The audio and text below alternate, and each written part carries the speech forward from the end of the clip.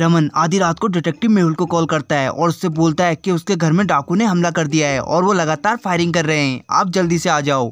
मेहुल तुरंत अपनी गन निकालता है और रमन के घर पहुंच जाता है। मेहुल घर के अंदर जाता है और देखता है कि खिड़की के सारे कांच टूट चुके हैं। मेहुल घर को अच्छे से देखता है और समझ जाता है कि रमन झूठ बोल रहा है। क्या आप बता सकते हैं डिटेक्टिव आर्मी, मेहुल को ये कैसे समझ में आया होगा कि रमन झूठ बोल रहा है? जल्दी से सोचिए और अपना आंसर कमेंट करके बताइए।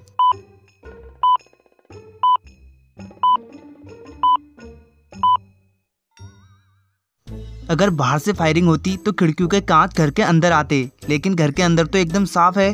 मेहुल घर के बाहर जाके देखता है तो कांच के टुकड़े घर के बाहर होते हैं, यानी किसी ने इनको अंदर से तोड़ा है। इसलिए मेहुल ये समझ जाता है कि रमन झूठ बोल रहा है। चलिए अगली पहेली को देखते हैं। शहर में 3 छोटी बच्चियों का अपहरण हो जाता है। पुलिस अपहरणकर्ता का पता नहीं लगा पा रही थी, इसलिए केस की छानबीन के लिए डिटेक्टिव मेहुल को बुलाया जाता है। पुलिस मेहुल को 3 महिलाओं की फोटो दिखाती है और बोलती है हमें तीनों महिलाओं पे शक है, हमने इनके घर जाकर भी देखा लेकिन हमें कुछ नहीं मिला। मेहुल दोबारा से इन महिलाओं के घर पे जाता है। पहली महिला बोलती है सर मुझे इस बारे में कुछ भी नहीं पता। मेहुल दूसरी महिला के पास जाता है और वो बोलती है सर मेरा हाथ फ्रैक्चर हुआ है और मैं कई दिनों से बाहर भी नहीं गई हूँ, मुझे अपहरण के बारे में नहीं पता। मेहुल तीसरी महिला के पास जाता है और वो बोलती है सर मैं बच्चों से नफरत करती हूँ और उनसे दूर रहती हूँ। तीनों महिलाओं से पूछताछ करने के बाद मेहुल समझ जाता है कि अपहरण किसने किया है। क्या आप समझ पाए डिटेक्टिव आर्मी कि अपहरण किसने किया है? जल्दी से सोचिए और अपना आंसर कमेंट करके बताइए।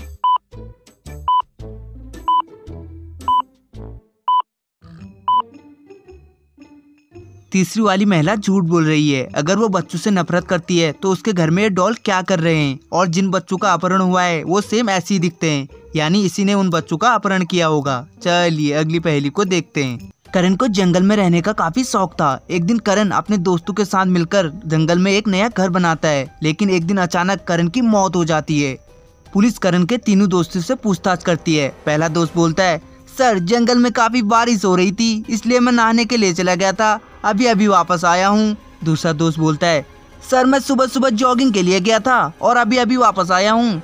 तीसरा दोस्त बोलता है सर मैं सो रहा था और इस बारे में कुछ भी नहीं जानता। तीनों की बातें सुनकर पुलिस समझ जाती है कि कौन झूठ बोल रहा है। क्या आप समझ पाए डिटेक्टिव आर्मी कि कौन झूठ बोल रहा है?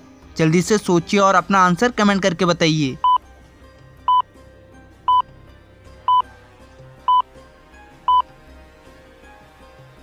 दूसरा वाला दोस्त झूठ बोल रहा है। अगर वो अभी अभी जॉगिंग से आया होता तो काफी भीगा होता, लेकिन वो एकदम साफ है। पुलिस ये समझ जाती है और उसे पकड़ लेती है। चलिए अगली पहेली को देखते हैं।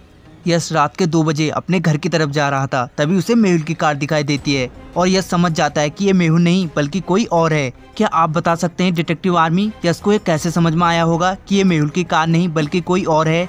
जल्दी से सोचिए और अपना आंसर कमेंट करके बताइए।